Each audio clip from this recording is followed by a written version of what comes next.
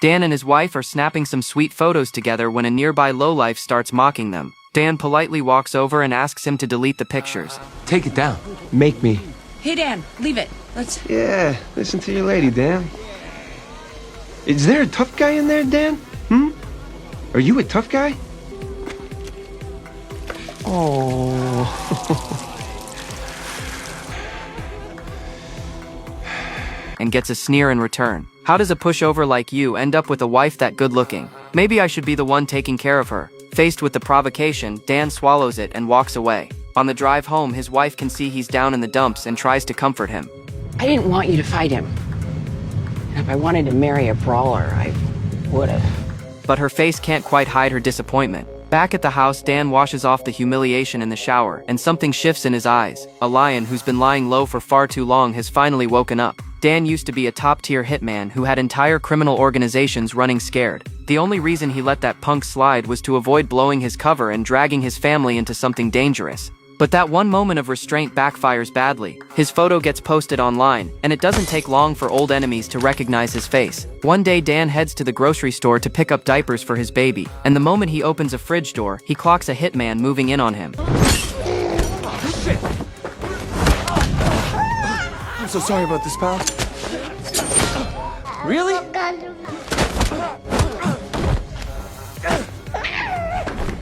At least let me put the kid down first, he says. The guy doesn't even flinch. He attacks immediately. With a baby in his arms, Dan has no choice but to handle it fast, blocking every move and wrapping things up as quickly as possible.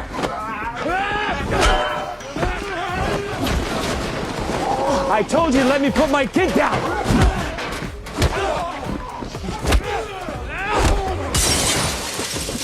Once it's done, Dan calmly picks the diapers off the floor, walks to the register like nothing happened, and casually suggests to the store employee that someone should go deal with the guy who made a mess. Back home, he heads straight to a hidden compartment under the stairs and pulls out the classic Hollywood emergency kit, handgun, fake passport, and cash. The problem is he's been retired so long the passport has expired. He grabs a stack of bills, packs up clothes for the family, and calls an old contact to have a fresh passport ready within 3 days, agreeing to meet in Las Vegas. He then picks the kids up from school and swings by his wife's workplace, spinning a story about a last-minute Adele concert and a little road trip to Vegas to go along with it. Jessica can hardly believe it. Her usually boring, predictable husband suddenly wants to take a spontaneous road trip. Something feels off to her right away. Right then, Dan spots a suspicious vehicle down below and rushes everyone out the door. At the parking garage exit, a hitman is already waiting, but a city bus rolls by at just the right moment, giving Dan the window he needs to slip through. The pursuer's car catches up fast, forcing Dan into some high-speed maneuvering that rattles the whole family,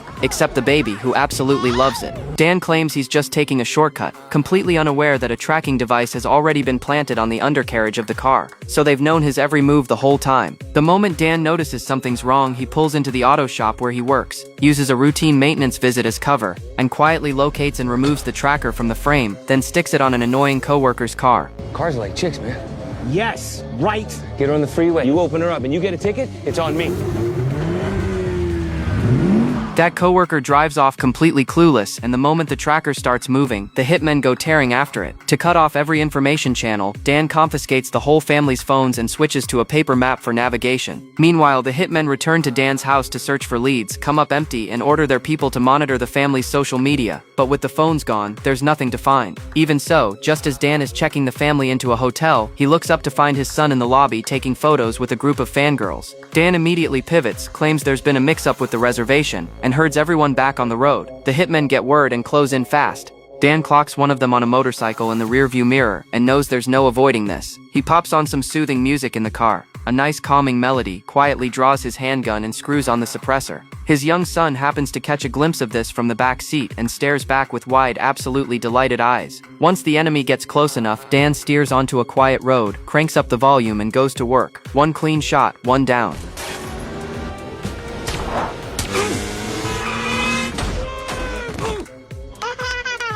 For someone at his level, handling low-level muscle is nothing, but with his family right there in the car, he has to be extra careful. One of the hitmen lunges at the car and gets locked in Dan's grip, pressed hard against the door but gripping the window frame for dear life. The car's swerving and bouncing everywhere. Dan can't get his other hand free, so he grabs his baby's bottle, squeezes milk into the guy's helmet visor and punches him off the car. The night ends with everyone shaken but intact. Once they reach their destination, Dan barely manages to close his eyes before his daughter wakes him up. Jessica, realizing he'd driven through the entire night, is full of concern. Dan just grins and says he was too excited to sleep. The family rolls into Las Vegas, eyes lit up at the glittering skyline. Dan goes all out, booking a 7-star hotel suite with every upgrade on the menu. With the family settled in, Dan slips out under the guise of needing some air and meets his old friend Augusto downstairs. Augusto hands him an envelope. Inside, besides new passports for the whole family, are flights to Vancouver. Dan presses a bag of cash into his hands and tells him not to lose it all at the tables. His plan is to come clean about who he really is over dinner that night. Back in the room, he tucks a knife into his sock, holsters his gun, and takes Jessica out to enjoy a little time for just the two of them. But not before telling the kids, don't leave this room under any circumstances, and don't open the door for anyone. The second their parents are gone, the kids forget every word of it and sneak out. In the restaurant, Dan finally steels himself to say something, only for the waiter to keep hovering and interrupting as dish after dish arrives.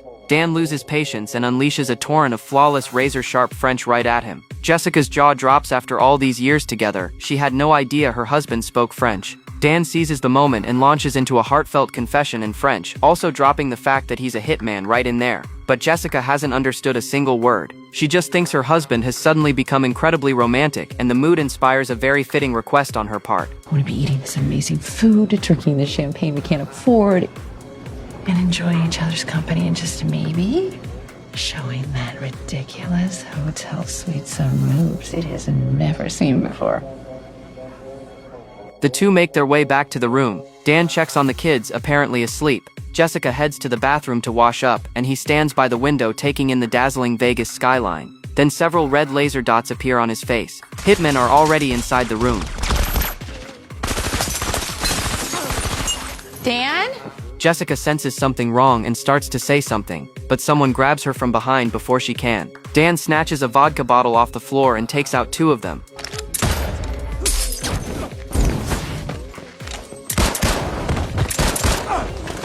But a third has Jessica at gunpoint, using her as a shield as he backs out of the bathroom. Dan slowly lowers his weapon, playing along like he's surrendering, while his hand quietly creeps down to the knife in his sock. Just let her go.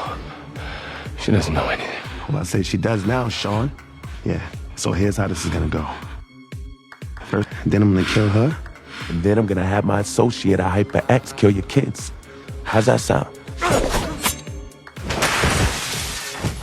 Once the threat is neutralized, Jessica, still in full shock, promptly throws up. Dan pats her on the back and says, "Happens to everyone the first time. You get used to it." Then the two rush to the kids' room, yank back the covers, and find nothing but pillows. The kids are gone. They race downstairs to find their son in the middle of a gaming tournament, pulling off some jaw-dropping moves that have the whole crowd going wild. Dan spots him in the sea of people, but all the commotion also draws the hitmen's attention. In the hallway, Dan sits the kids down and tells them the truth about who he is, and they burst out laughing. I'm not kidding around, ask Max.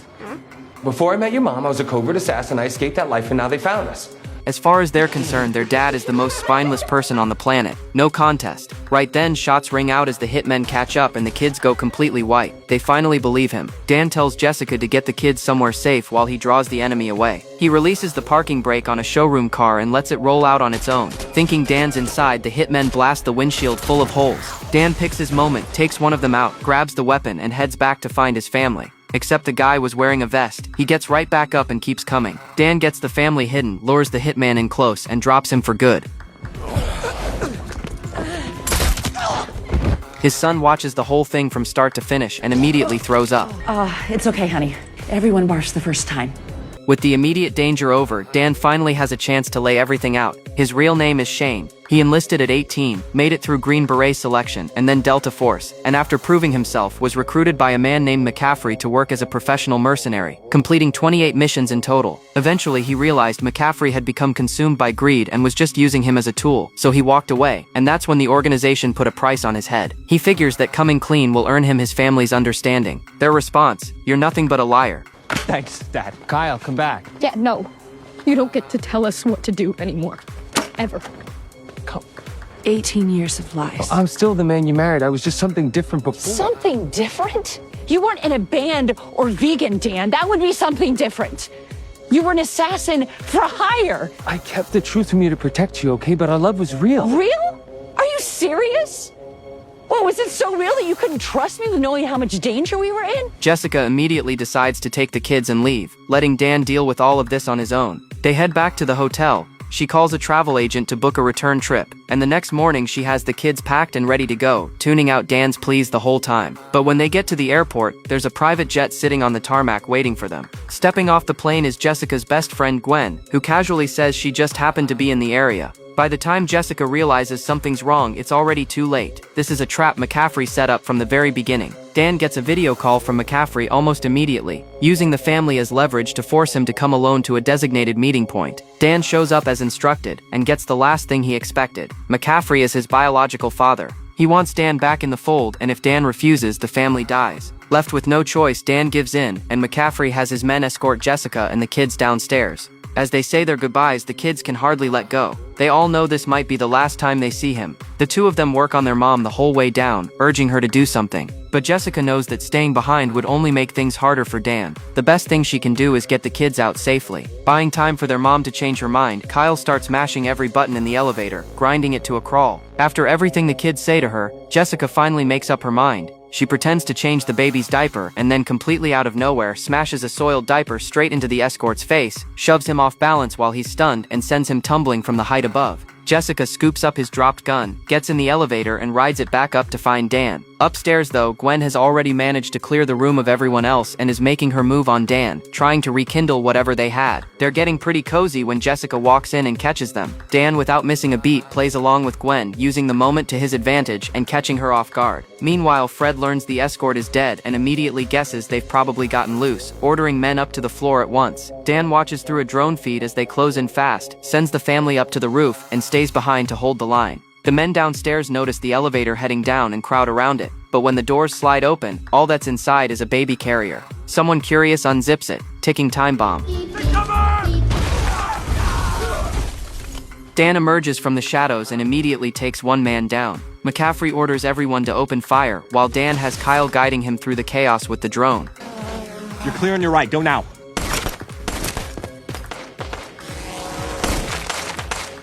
Dad, man on your left.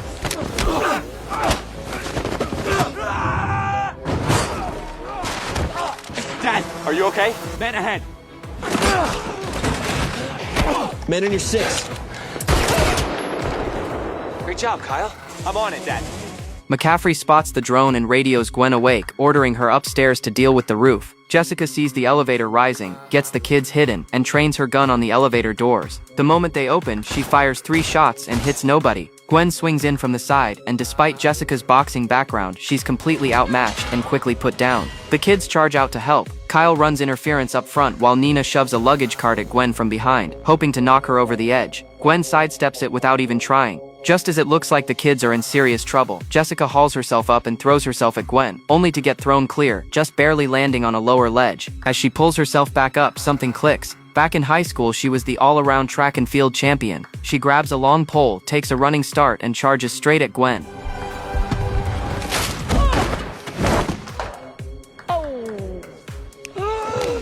Not quite the decathlete we once were, huh?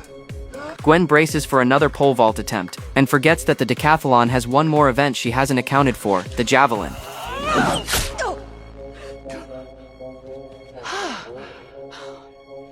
There's 9 other events, bitch.